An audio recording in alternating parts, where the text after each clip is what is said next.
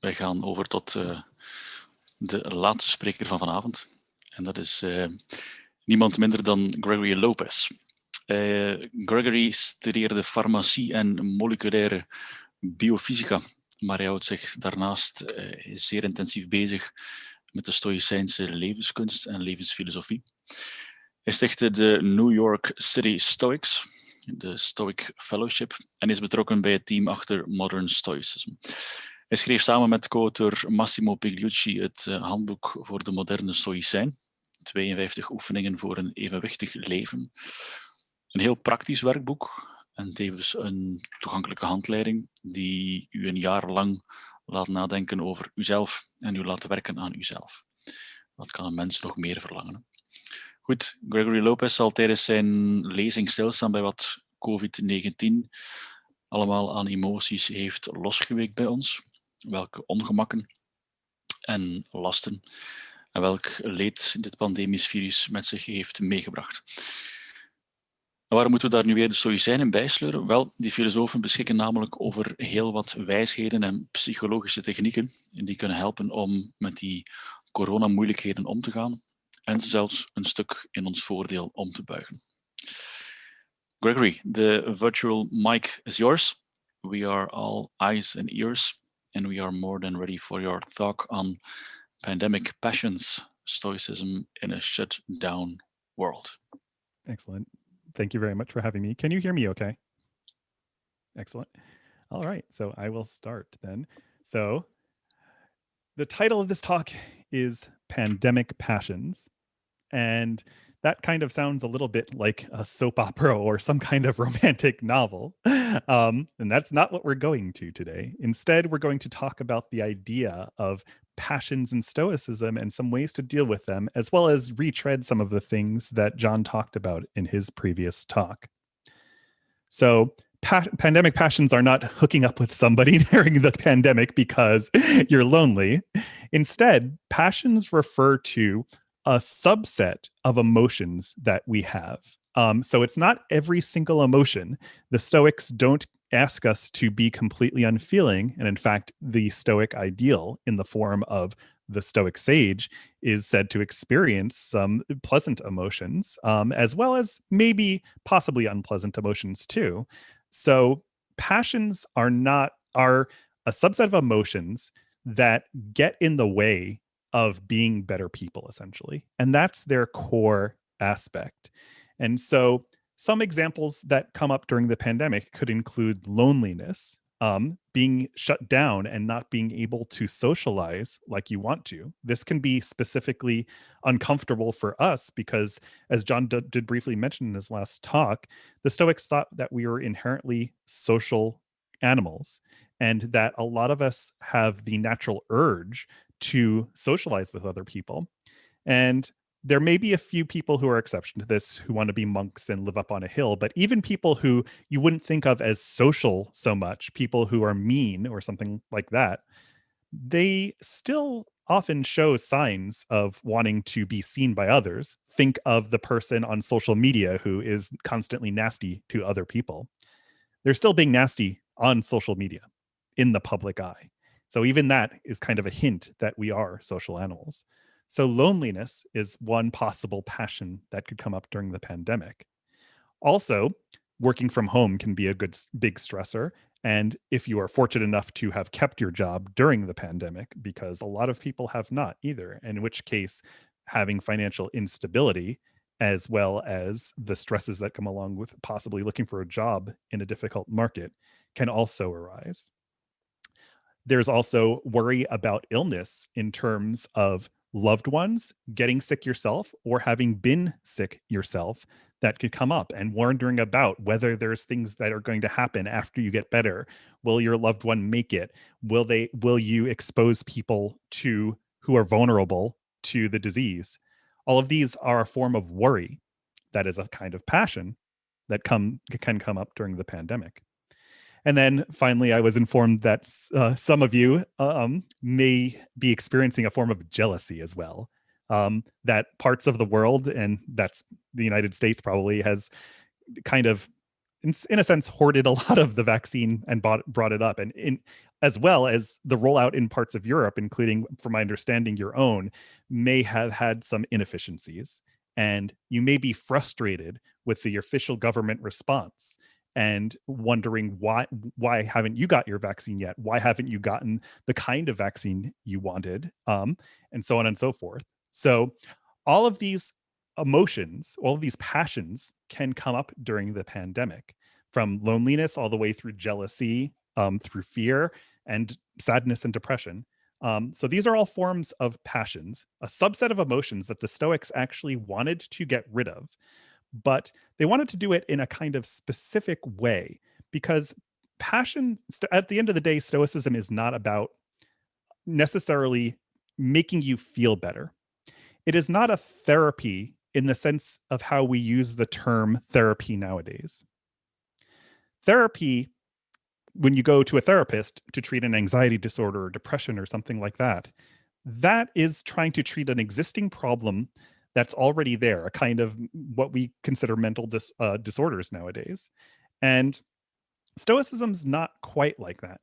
You could think of therapy, modern therapy, as kind of antibiotics, treating a disease that is present in the here and now. And that is the purpose of therapy. A good therapist also won't necessarily tell you what your values should be. If your therapist, while treating you for anxiety, says, hey, maybe you should stop worrying about money so much and maybe donate more to charity, so a lot of people may not consider that good therapy. The therapist is kind of crafting your values, trying to change what you want out of life. And unless those values involve being potentially a harm to yourself or other people, then good therapy may not really want to touch on values too much. Stoicism is very different in a couple of ways. First of all, Stoicism as a philosophy is telling you what to value. And if you are shopping around, so to speak, for a philosophy of life, these different philosophies of life will tell you different things that you should or should not value to live a ideal life according to that philosophy. So that is a big difference between Stoicism as a philosophy and forms of therapy, which try to treat things like depression and anxiety. Another big difference is I said that therapy is kind of like antibiotics, where it's treating something that's already there, where Stoicism, ideally in practice, functions more like a vaccine, to borrow a very salient analogy in today's world. So people always kind of talk about how Stoicism is a good philosophy for the tough times. But while I agree with that to some degree, there's nuance there that's often overlooked. I don't think Stoicism in its full form could or should be practiced when you're in the midst of a pandemic passion. If you are personally depressed right now because of things that are going on in your life, or if you are suffering some major anxiety, therapy is the appropriate solution, not Stoic philosophy. Because Stoic philosophy is best practiced when you have a calm mind and you can kind of clearly think through and remind yourself of the values that you want to hold. And as John described in his previous talk, to some degree, you can rehearse how you would try to improve your own character should you face adversity. One of the defining points of a passion in Stoicism is that passions are things that push reason aside. They say, hold my beer, I got it from here. So think, for instance, of anger, kind of righteous anger. Anger often makes up its own reasons for why you should harm that other person because they deserve it, or whatever your mind talks about. That is your mind moving from rationality, which the Stoics valued, to rationalization, which they did not. And the main reasons why the Stoics wanted to get rid of passions was not to feel better. This is a possible side effect, but it is not the point of Stoic philosophy. Instead, the point is to dispel the passions so that you can think more clearly to improve your character and ultimately become a better human being. And so the Stoics also encouraged dispelling passions that feel good, like righteous anger, for instance, or like lust. Things like that are also passions that feel good that the Stoics would ultimately want to discourage. So Stoicism as a philosophy is about dispelling passions, but it's not about feeling good. It's about clearing the way for your mind to be able to think clearly in order to become a better human being. So since Stoicism is focused on a philosophy, what are some of the key points? I could actually probably go through these quickly because John fortunately went through a lot of it beforehand. But these are some things that if you went to a good therapist, they wouldn't necessarily tell you, you have to believe this or you can't be in my couch. Instead, but Stoicism does suggest these things. So one of the things they believed is that having a good character is the only thing that's necessary to live a worthwhile life. And it's hard to practice Stoicism in full if one doesn't ultimately agree with this. That's not to say that Stoicism is a religion. The first part of Stoicism is to sit down in your armchair and really think this through about what makes for a good life and come to a rational agreement with it. If you disagree with this, then there are lots of other life philosophies to choose from. John just wrote a book on Epicureanism, which holds that the thing that's best for living a good life is being free from pain, especially mental pain, which is the biggest, most concerning form of pain according to Epicureanism. So Stoics hold that good character is the only thing that's necessary to live a worthwhile life. And if you don't buy into that, and I don't suggest you just buy into it, I think a rational exploration is the way to go here. But at the end, if you disagree with it after rationally exploring it, then Stoicism is not perhaps a good match. Another thing that they believe is that external things are not necessary to have a life worth living. And furthermore, that if you implicitly think that external things are necessary to live a worthwhile life, this is exactly the cause of how passions, like anything from vaccine jealousy to fear about infection or fear about your loved ones, that's exactly how these passions arise. And so the point of Stoic philosophy is to first sit down in your armchair and say, oh yeah, these arguments that the Stoics make sense to me, and I'd like to try, ideally, to live up to this philosophy. And then you put Stoic philosophy into practice as a second point, already understanding and buying into this kind of stuff. So I've talked a lot about reasons of kind of what the Stoics want you to believe, so to speak, but what is the reasoning behind this? And I know there was a question that was asked of John in the last session, kind of saying, like, what's the point of virtue? And so I'd like to give a shortened version that I call the best bet argument, which Massimo Pigliucci and I put in the beginning of A Handbook for New Stoics. And so this argument is borrowed not really from the Stoics, but by somebody who heavily influenced the Stoics, Socrates. And you could find it in the Euthydemus, the Platonic dialogue.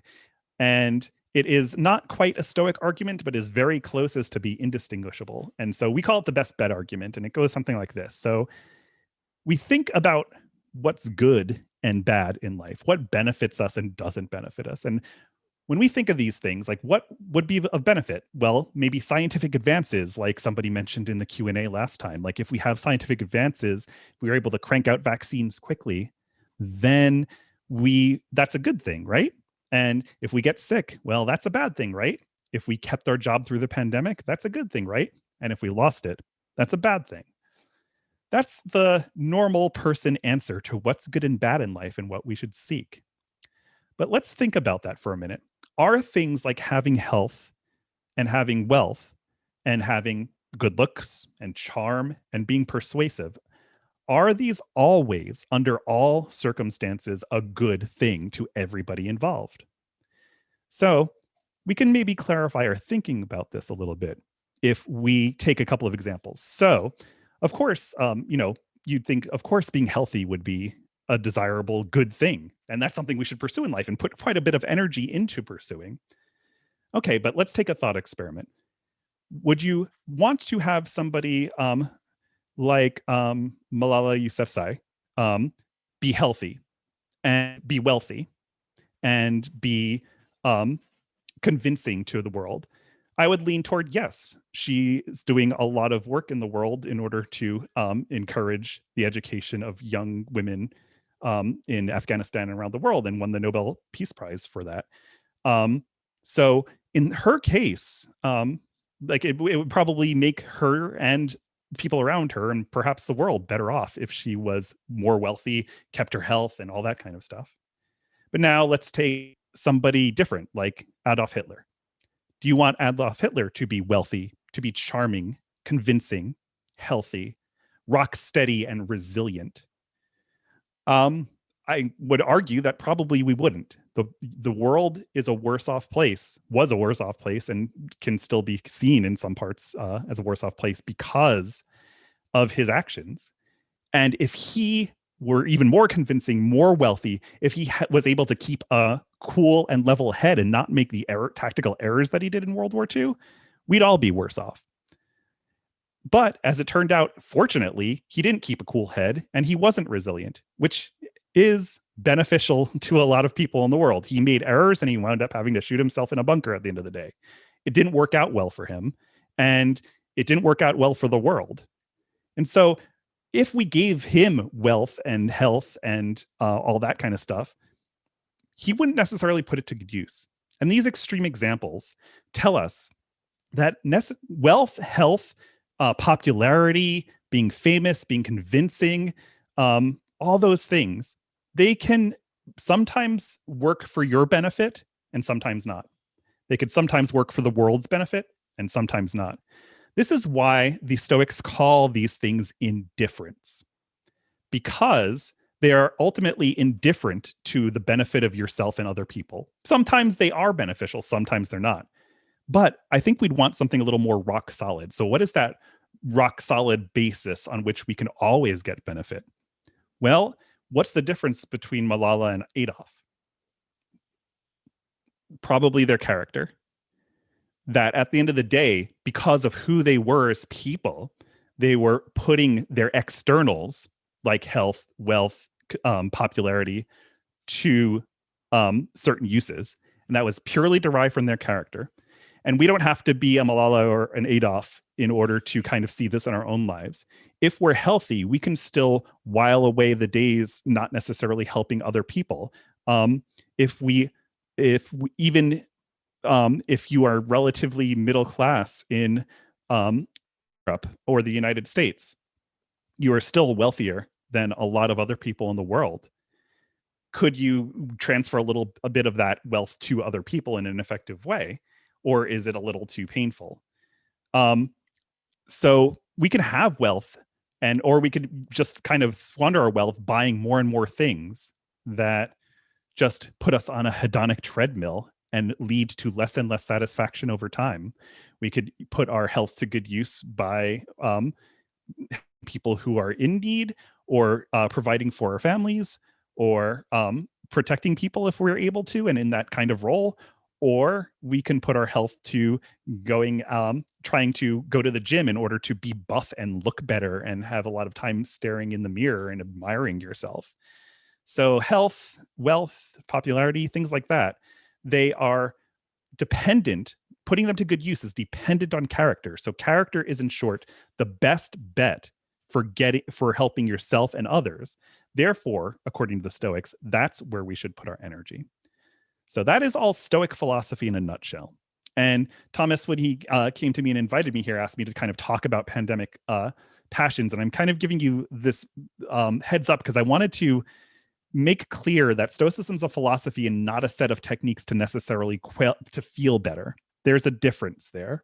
And using Stoicism requires thinking about what's good and bad and kind of buying into the system. That's kind of what defines Stoicism.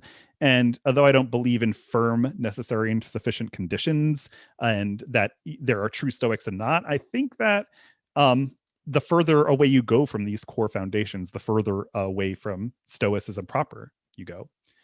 So that is the quote unquote bad news. But as John, we know from John, there's no real bad news because you could always build your character with it. But I wanted to bring some good news too, in that what if all of this sounds like crap to you? You're like, I don't care about any of this. This sounds like crap to me. Well, or what if you are in a position where you're like, I wish I could try to practice Stoicism right now, but honestly, I'm suffering. I'm not in a great place right now. So the good news, and I'll bring it up again from John Sellers' 2017 article on Stoicism Today, which is the blog for modern Stoicism, that it can be actually Stoic to not be Stoic sometimes. And I have a couple of quotes from from Origin that are describing the philosophy of Chrysippus, who was the major Stoic in the ancient world. He was the third head of the Stoic school, and he kind of made Stoicism a coherent philosophy. And we don't have any surviving works from him, but we do have some fragments as presented in Origin. And Chrysippus believed that you can be not Stoic, and that is actually kind of Stoic thing to do. I won't read these quotes in full. You could read them if you'd like yourself, but the main gist is that if you're in the throe of a passion, if you're lonely from being isolated and in shutdown during the pandemic, if you are upset about not being able to get your vaccine, Chrysippus and these early Stoics would actually recommend essentially not trying to think about what's good and evil and all these highfalutin things. They say assume that if you want to be more, if you're upset because you're currently unemployed because your job got shut down during the pandemic, then take care of the job. That's okay. Assume that being fully employed and having a good income is good. You don't have to worry about virtue only good stuff. And this is one form of Stoic therapy, which is not really Stoic at all, but it has a Stoic basis, a theoretical basis in Stoicism. And that is because, like I said before, passions push reason to the side. And so we can't think through things clearly when we're upset, essentially. And so that's okay. You can try to take care of yourself and give yourself self-care in the normal way that comes to mind. And that is the Stoic thing to do. Try to wait out the passion and take care of yourself. Then when you're a little more comfortable later on, it is then the time to try to practice Stoicism proper. So there are two types of Stoic approaches. When you or other people are in a passion, don't try to be Stoic about thinking what's really good and bad in life and that only things are under my control. Wait for the passion to subside. And then you can kind of do the Stoic techniques that depend on the philosophy. So in short, you have Stoic permission to take care of yourself, because self-care is kind of the basic thing, especially during these times, which can be difficult for a lot of people. So take care of yourself. That's the first kind of thing. But for those of you who want to practice some more specific Stoicism-oriented practices, I'll take the rest of this talk to go over 4 of them and talk about when they're useful, and maybe we can think about how to put them into practice. So the first is the biggest one. This is, if you're only to remember one Stoic practice, this is probably the one, and a lot of you are probably already familiar with it. It is the dichotomy of control from Epictetus, where he reminds us that of all the things that are around us, some are up to us and some are not up to us. The only things that are really up to us at the end of the day are a small subset of our psychology, a tiny part of our minds, not all of our minds. And I think this is an important point to emphasize. Automatic thoughts pop up into our head, and those are not up to us. They're not in our control. If somebody is not wearing a mask in public and you say, "Oh, that's so rude," that's a quick thought, and it is not up to you necessarily. How you work with it once you notice it is up to you. Or if you want to tell the person, to ask the person nicely to try to put the mask on, this is a form of impulse. Our urges to act. That's what the Stoics called impulse. And it is up to us ultimately to ask whether we want to approach the person or not. Sometimes it may be a good idea. Sometimes it may not, depending on a lot of circumstances. But if you think it is useful and you'll get some benefit by asking the person to do it, then you can do it. And that is ultimately up to do. And also in this quote, the will to get and will to avoid, or desire and aversion, what we want to get in life and what we want to push away in life, those are ultimately up to us. In short, our goals. Everything else outside of that is not our own doing.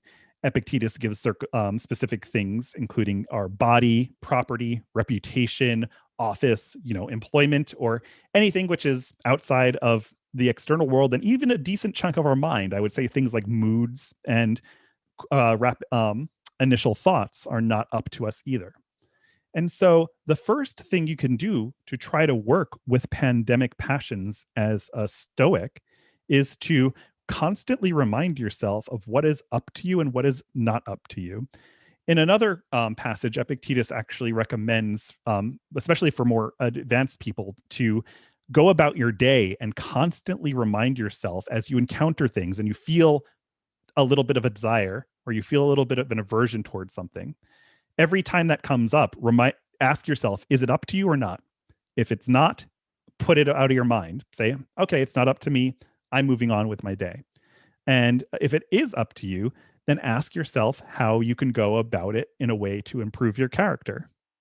And so if you do that consistently throughout your day, you would constantly shape your character. In terms of the pandemic passions, this is the most broadly applicable one. You could kind of use this for pretty much everything. Are you jealous that you haven't got a vaccine yet? You can apply the dichotomy of control. Is it in your control that you didn't get a vaccine yet? Yes or no? If not, away with it. Is it in your control that you're telling yourself it's unjust that we haven't gotten the vaccine yet? I can tell myself different things in my head. That is up to me. It's not up to me that snap judgment happened, but it is up to me to work with it now that I see it. So this is the first Stoic practice to try to do. And the more consistently it's done, the better it has in terms of having an effect, because the more you will sink your soul into kind of Stoic philosophy, the more you'll dye your soul with your thoughts, so to speak, to use Marcus Aurelius's terms. The second practice is also based in Stoic philosophy, and it is meditating on other virtues. And so overall, this is kind of a Stoic pick-me-up if you're feeling down. And this is exactly what Marcus Aurelius tells himself in his meditations. Remember, when you're reading Marcus Aurelius's meditations, it's a personal diary to himself. He's not talking to us. He's trying to remind himself. He is trying to dye his soul with Stoic thoughts seeped in Stoic theory, because Stoicism is a philosophy at the end of the day that requires some axioms or theorems, at least, to rest upon. And so if you want to pick me up, this is a Stoic way to cheer yourself up, is to think about the virtues of others around you. They don't have to be perfect human beings, but if you admire things about people, either directly in front of you in the present moment, or you can remind yourself of past things that people have done, that can cheer you up and also cheer you up in a Stoic way, because it gives you something to aspire to about seeing, wow, there are a lot of people out there who are doing good things and trying to be better people. I'd like to try to be like that too. Or you could just simply admire them. The Stoics thought that virtuous people were beautiful in a sense. The Cologne, they had this beautiful symmetry of what an ideal human being would be like. And so you could admire the beauty of those around you. It not in a physical sense, but the beauty of their character. And try this on for size and see whether it does cheer you up, especially if you are grumpy about how other people are behaving. Perhaps you're upset about how officials are managing the vaccine distribution in Bayou. Or perhaps one of the things that is happening in New York City is a lot of people, we lifted mask mandates, but before that, there were a lot of people who still weren't wearing masks or wearing the mask, but just letting their nose peek out and stuff. And that's not exactly the most effective way to wear a mask. And so if you find yourself getting upset about it, one way to counter it is to instead look for people who are admirable in the world in order to pick you up. A third of 4 Stoic practices we'll go over today is premeditating on difficult people. So carrying with the theme of being upset with others' actions during a pandemic. Marcus Aurelius suggested to himself, because again, he was writing to himself, that he can premeditate on encountering difficult people. When he wakes up in the morning, he could tell himself and remind himself there are people in the world who are going to be meddling, violent, cunning, and self-promoting, all that kind of stuff. They're just kind of selfish in a sense. I know these people exist. And if I'm surprised, if I'm shocked when I encounter such a person, that's my fault for not reminding myself of this and keeping it at hand. But furthermore, not only do I want to remind myself and not be upset about other people and what they are doing, but I want to remind myself that in order to improve my character and play my part in society, I can work with them. And at the end of the day, we are meant to work together because we are social beings. And so this is, again, steeped in Stoic philosophy, but it is a useful way to try to encourage yourself to start working with other people. And it's a two-step process of, first of all, reminding yourself that you may encounter difficult people, and secondly, thinking of ways to work with them. The fourth and final practice we'll cover for today is something that John actually already mentioned in Seneca's On Providence, which is trying to turn difficulties into blessings or opportunities. And so to take a Stoic attitude to difficulties is to kind of try to think of how it can improve your character in any given circumstance when you encounter a difficulty. Because as Seneca says, it doesn't matter what you bear, but how you bear it. And why is that the only thing that matters? Because that is ultimately how you shape your character. And because of the best bet argument we went over earlier, character is the most important thing for living a life worth living. So how to flesh this out is kind of a personal journey, and it depends on what kind of difficulties you're facing. But you can kind of try to think things through either in the start of the day. You could try to anticipate difficulties that you have and say, okay, how could I sharpen my character on this? And kind of premeditate it before it happens. Another way you could approach it is there's a psychological principle that's been pretty well studied called implementation intentions. And they're a way to set your intention, to set what you want to do in a way that you'll remember it more clearly when the opportunity arises. And so if you set an intention, just like I'm going to be virtuous throughout the day, that's not going to really stick well in your mind, according to psychology, because the circumstances in which you'll try to be more virtuous aren't clear. You didn't come up with good examples, and so it may not stick in your mind.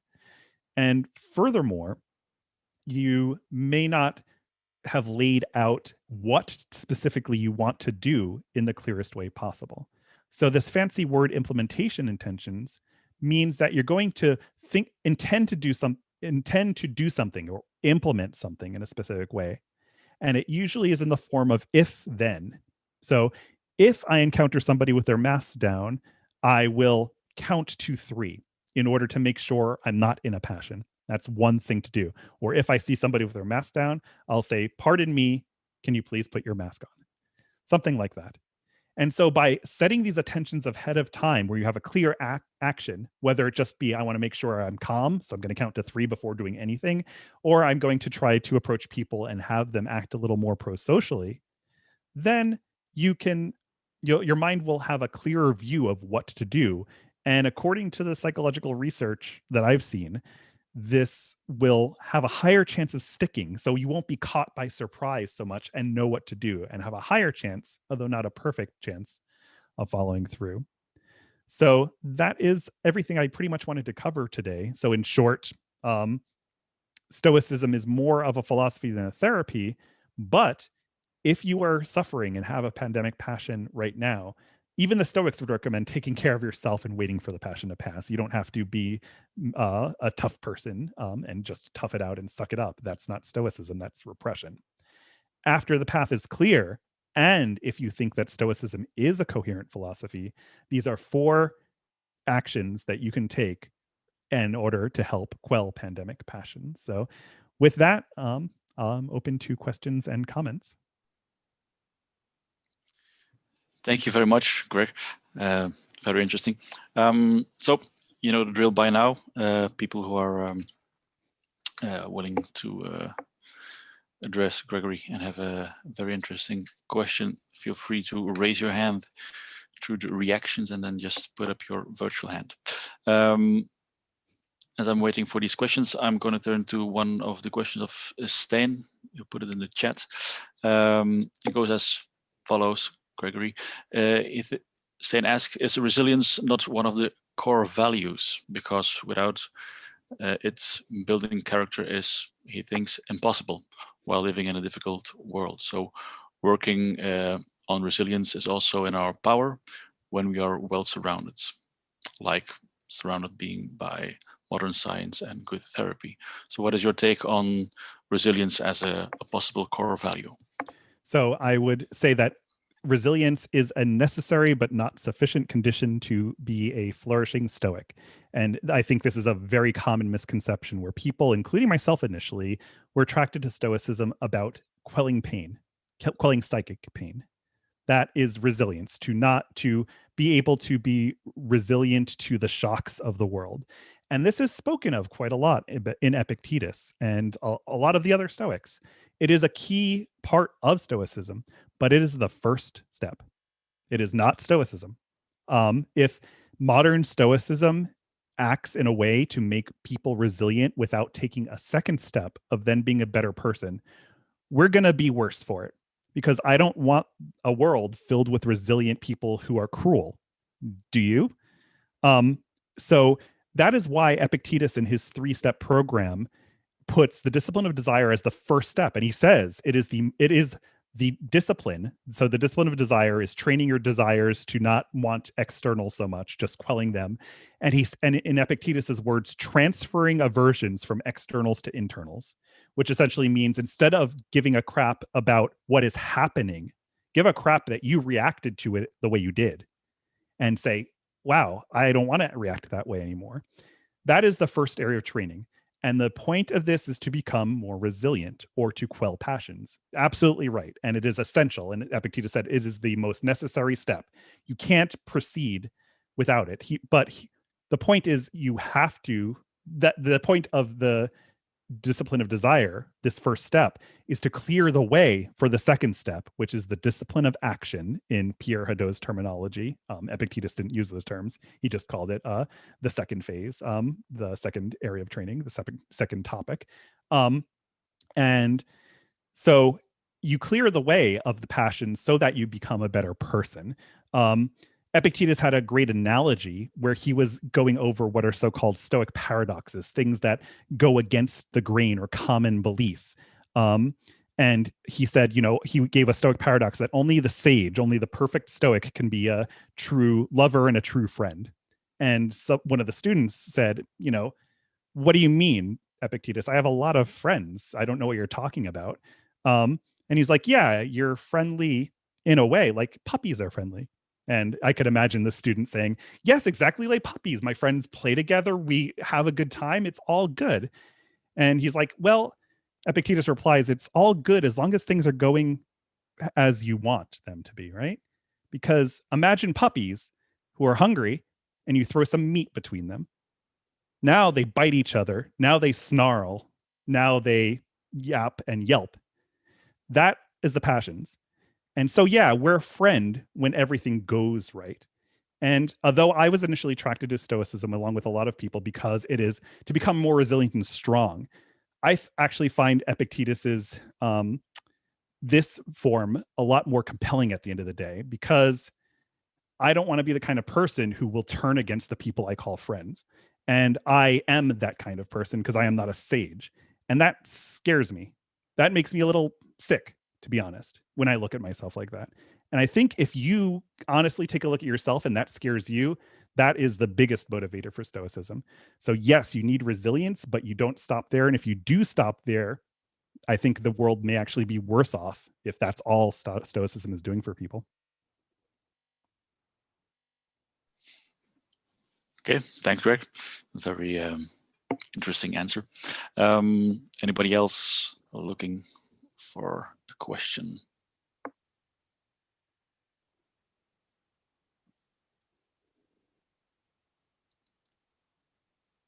If not, then I have a personal one, Gregory. I'd like to ask, how did you pull through this pandemic year? What did you find difficult personally? I found, well, there was an interesting story I actually had where for my company, we had a talk about possibly cutting salaries because we weren't sure how things were going. And I was actually very surprised at my initial response to that, which was, yay. I didn't say it out loud, but I actually internally noticed. I was like, oh, that's good. And this goes back to something that John was talking a lot about in his previous talk, that sometimes, like when I was comfortable and stuff, I was not doing like well character-wise or as well as I could be. I constantly noted like, oh, I'm spending a lot of time looking at like electronics and stuff, and I didn't like buy too much as like window shopping and enjoying it and watching tech YouTube and stuff like that. And I was like, oh boy, I really, this isn't very helpful, but I kept on going back to it. And then when they're like, we want to keep you on board, but we don't know how stuff's going, and we're going to cut your salary 50%. I was like, yay, this is actually a kick in the butt to do the right thing. And so that was an interesting phenomenon. It actually turned out that it didn't happen.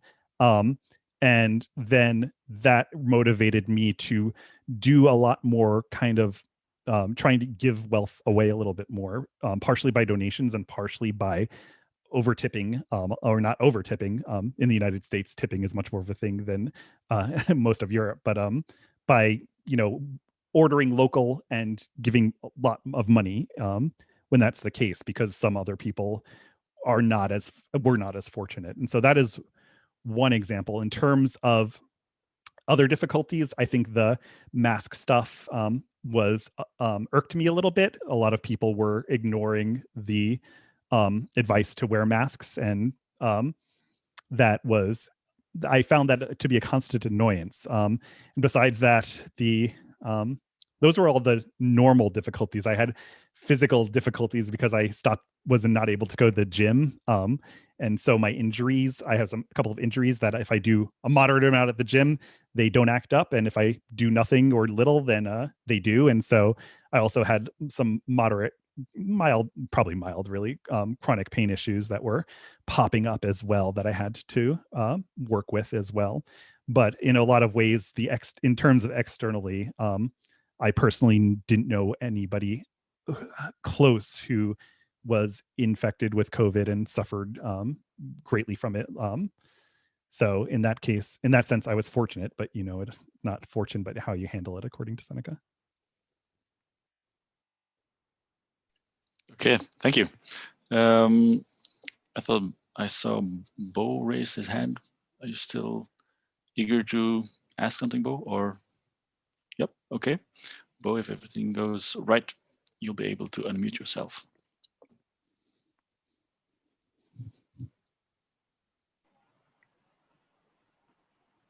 Yes, can you hear me? All right. So I was thinking of the example you gave of the mask, and I was wondering if you would imagine that the other person is not wearing a mask for actually a good reason at the moment. Is that sort of a Stoic idea as well? Yes, that is one of several ways to possibly deal with that. There's a list of 10 recommendations given by Marcus Aurelius to deal with kind of frustrations. And that is one of them, that that I don't know their motivations. And so maybe there is a good reason why they don't have a mask. And since I can't see that clearly, and since intentions matter to whether a action is actually good or bad, according to the Stoics, I can't say whether it's good or bad because I'm not a psychic.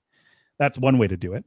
Another way to possibly do it is to say that they think that what they're doing is good for them, and that they don't possibly understand good. That was in the quote that I gave for Marcus Aurelius's recommendation of premeditating on difficult people. That is another way of dealing with it. And one of my favorites also is saying, I'm like that too. So I was wearing a mask, but why weren't they wearing a mask? Maybe it's because they like discomfort. Well, am I Mr. Superfan tough guy? Do I always eschew comfort? Absolutely not. I have trouble getting out of bed in the morning. So yeah, they are uncomfortable, so they don't want to wear a mask. I'm uncomfortable because I don't want to get out of the bed in the morning, or I don't want to take the stairs, or I don't want to carry heavy things. I'm like that too. So given that I have control over myself and I don't have control over them, how can I try to value comfort less in the future? And that's another way to kind of use Aikido to switch those thoughts around. So those are three. But yes, the first one you brought up is definitely one method of dealing with it.